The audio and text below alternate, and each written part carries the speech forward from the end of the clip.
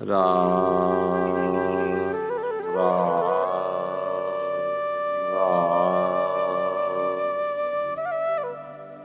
राम राम राम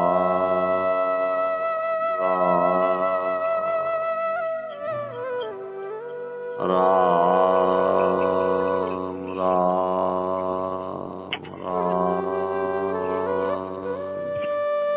नारायण नारायण नारायण नारायण नारायण नारायण नारायण नारायण।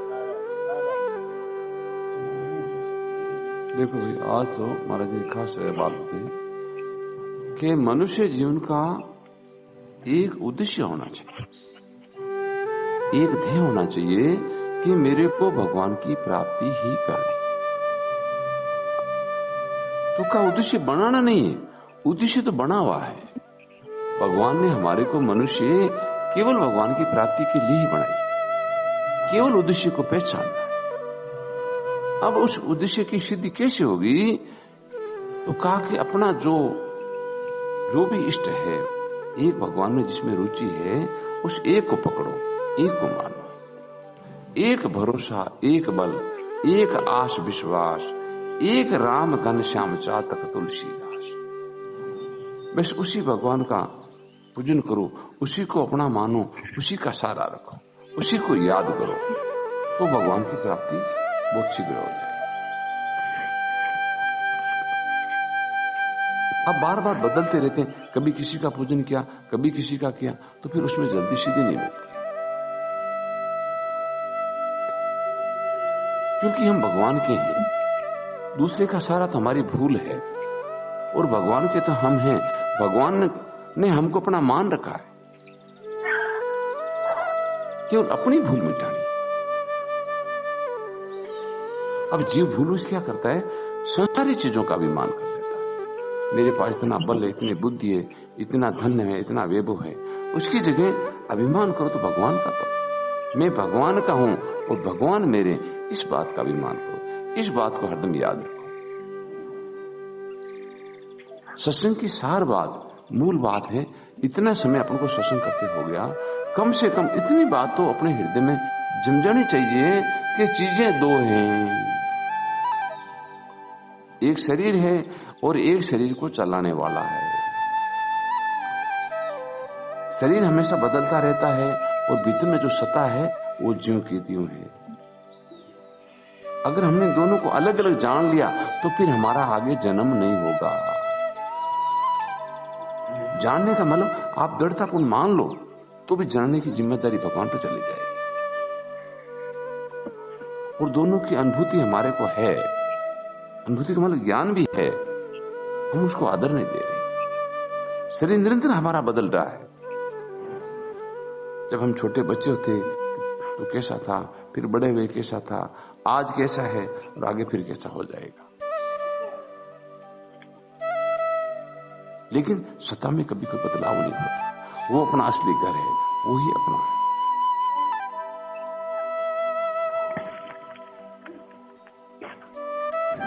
केवल ध्येय बनाना तो फिर स्वतः लगन अपने आप लगेगी। देखो, हम भाई किसान लोग खेती बाड़ी का काम करते हैं, जब फसलें पक जाती है अपनी स्वतः लगन लग जाती है। वो कहता थोड़ी कि तुम लगन लगाओ, जल्दी उठना, भोजन तैयार करना, जल्दी खेत में जाना, पूरे दिन काम करना, देर रात तक आना। ऐसे ही जब भगवान में लगन लग जाएगी तो फिर दिन प्रतिदिन समय बढ़ता जाएगा। यूं नहीं कि भाई सुबह पाठ कर लिया, अब भगवान की जरूरत नहीं। जैसे मेरा भाई कह रहे हैं, पल पल पीव का रूप निहारो, पलक पलक में भगवान की याद आती, निरख निरख सुख पाती। तो फिर दिन प्रतिदिन हमारा समय लगन बढ़ना चाहिए, क्योंकि शरीर जा रहा है। जीने का तो भ्रम है, ये निरंतर मृत्यु की तरफ जा रहा है।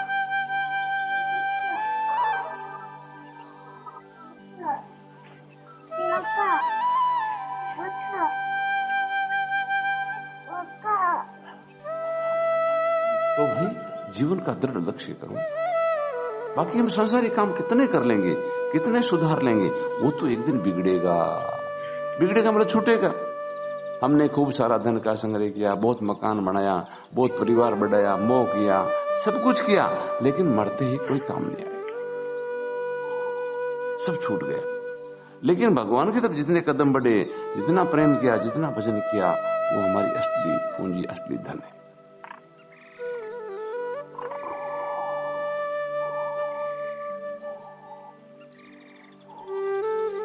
तो केवल उद्देश्य बना। जैसे उद्देश्य के बारे में बताया, तो एक तो बताया क्रिया, एक बताया भाव और एक उद्देश्य। तो क्रिया का मूल्य बताया 1 पैसा और भाव का मूल्य बताया 3 पैसा। रुपये में 16 आना होते हैं और उद्देश्य का मूल्य बताया 15 आना। 1 आना शेष बचता है। उद्देश्य बन जाए कि मेरे को तो वो भगवान की प्राप्ति करनी है, मेरे को तो भगवान का वो आनंद लेना। अब चाहे सुख आए, दुख आए, जो जाने भगवान जाने, भगवान का काम जाने।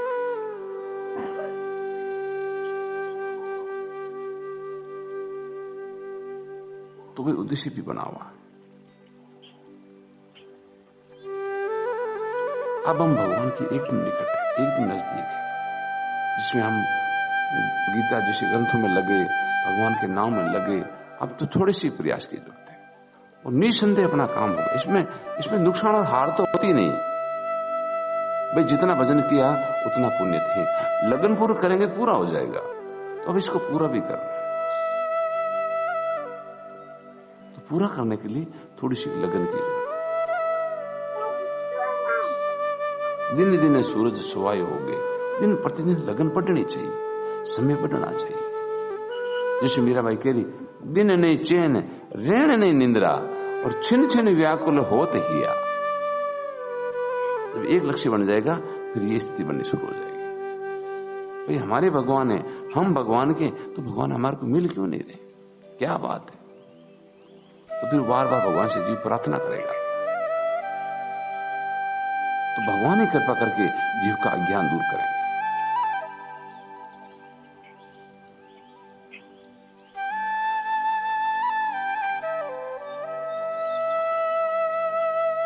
और इसमें कठिनता को नाम निशाने नहीं। भाई भगवान ने जब हमको मनुष्य बनाया तो पूरी सामग्री दे के भेजी जिसे हम भगवान की प्राप्ति कर सके। यूं नहीं ये तो कोई साधुओं का ठेका है, किसी औरों का, ऐसा कुछ नहीं। मनुष्य मात्र पर भगवान का पूरा हक लगता है। मनुष्य मात्र है, भगवान को अपना कह सकते हैं। और अपनापन है वो प्रेम का जनक है। और प्रेम होते ही भगवान की प्राप्ति हो जाती है। प्रेम से भगवान वश में हो जाते हैं।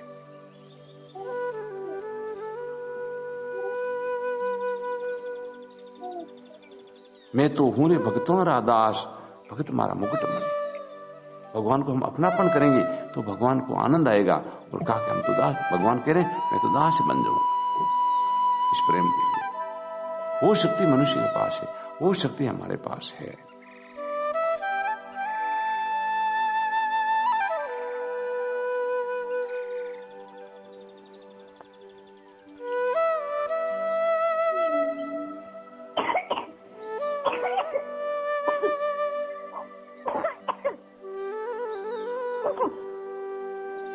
बार बार देखो महाराज जी कह रहे हैं, एक दिन में काम हो सकता है, पलक में हो सकता है। इसे आपको ऐसी सत्संग और कहीं जगह नहीं मिलेगी। तत्काल भगवान की प्राप्ति बताने वाले बहुत कम लोग होते हैं। तो महाराज जी जगह जगह कह रहे हैं, और वो आपके लगन कह दिए। नहीं तो भाई ये समय चला जाएगा और समय पूरा होता है, शरीर चला जाएगा और कुछ हाथ नहीं लगेगा।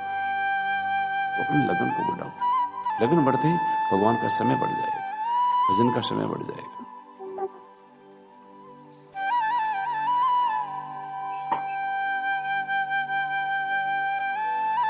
और जीव को सदा के लिए दुख से पीड़ छूट जाए। जन्मना मरना ही सबसे बड़ा दुख है। मरता है जीव तो देखो पूरा घर परिवार सबको छोड़ के जाता, उसके हृदय में बड़ी जलन होती। ओहो मैंने तो बड़ी मुश्किल से ये चीजें इकट्ठे की, ये तो घर वाले चीजें मेरे से भी पीछे रह गई, अभी क्या करूं? भीतर में बहुत दुख होता है उसको।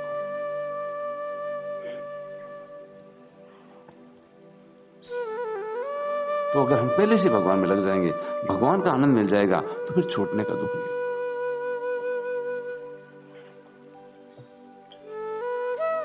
तो महाराज ने कहा भाई थोड़ा विचार करो ना, इतने वर्ष हो गए तो फिर भगवान की प्राप्ति कब होगी? वो लगन कब लगेगी? इस गति से अगर हम चलेंगे तो बताओ भगवान कब मिलेंगे? वो शरीर का तो कोई पता है नहीं, स्वास्थ्य ठीक रहे नहीं रहे, शरीर रहे नहीं रहे। जो काम जल्दी हो सकता है तो फिर देरी क्यों हो रही है? देरी हो रही तो भगवान से प्रार्थना करो, हे नाथ हे प्रभु ये देरी क्यों हो रही है? देरी को सहन नहीं करना और भगवान को पुकारना। तो हमारे भीतर में स्वतः भाव पैदा हो जाएंगे, स्वतः साधन पैदा हो जाएगा। लेकिन होगा जब हम खुद लगन लगाएंगे, तब खुद का विचार होगा। तब भाई आज तक भगवान तो है ही, खूब महापुरुष हुए, हमारा उद्धार नहीं हुआ। इसका मतलब क्या कि हमने कभी भगवान की बात पर ध्यान नहीं दिया। और वही दशा अगर अभी रहेगी तो फिर वही दशा होगी जो पहले थी। अब भगवान ने कृपा करके कलयुग के समय में मनुष्य शरीर गीता जैसा ग्रंथ महापुरुषों के सत्संग दी, ये केवल उद्धार के लिए दी, कल्याण के लिए दी। थोड़े से प्रयास में हमारा उद्धार हो सकता है।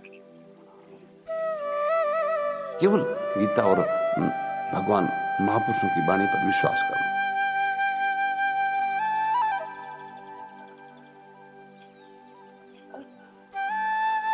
बस मरते ही संसार की चीज कोई काम नहीं आएगी और भजन पूरा काम आएगा।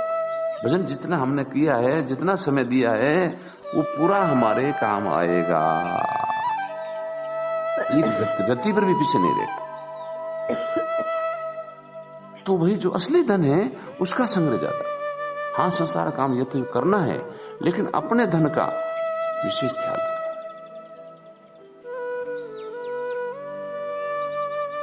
क्योंकि ये मनुष्य शरीर है। मनुष्य जन्म अनमोल रे, इन माटी में मत रोल रे। अब तो मिला है फिर कब मिलेगा, कभी नहीं कभी नहीं कभी नहीं। अब तो मिला हुआ है लेकिन वापस कब मिलेगा कोई पता नहीं। तो उस आगे के लिए मन में कामना ही नहीं रखे, इच्छा ही नहीं रखे कि हमारे को आगे अब जन्म लेना ही नहीं है, इसी जन्म में बस काम करना है।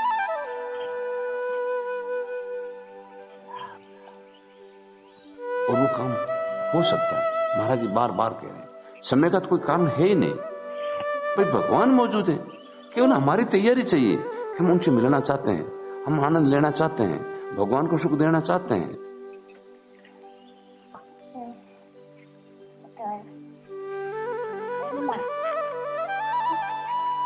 कठिनता का नामो निशान,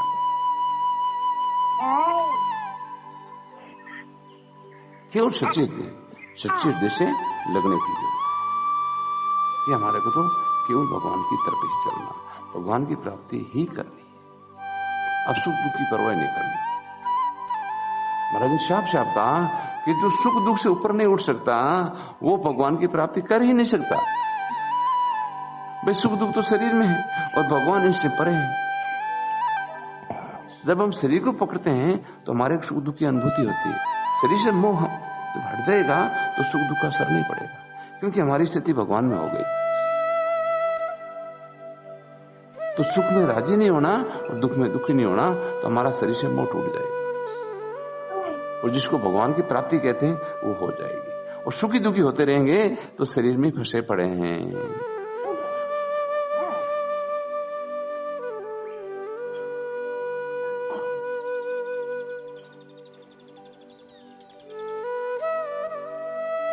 केवल जीव का ध्येय बनाना, केवल लक्ष्य बनाना। अब मेरा जो जीवन है वो भगवान के लिए ही होगा। चाक चाक सब छोड़िया, माया रस खारा। मैंने संसार का सब रस चख लिया, अब मेरे को नहीं लेना। नाम सुधा रस पीती चिन्ह बारंबार। अब तो केवल भगवान को याद करना, भगवान के आनंद लेना।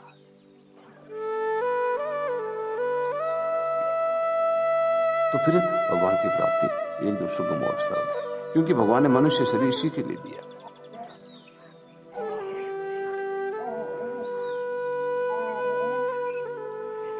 तो सच्चे हृदय से, महाराज जी बार बार कहें, सच्चे हृदय से लगने की जरूरत है। हम सच्चे हृदय से लगेंगे, भगवान सहायता करेंगे, संत सहायता करेंगे, ग्रंथ सहायता करेंगे, मात्र जीव सहायता करेंगे। महाराज ने कहा देखो चोर डाकू है, वो लोगों को लूटते हैं, मारते हैं, लेकिन वही जाकर के संतों की सेवा करते हैं। तो कहने का भाव है हम सच्चे हृदय से लगेंगे, चोर डाकू भी हमारी सहायता करेंगे, रक्षा करेंगे।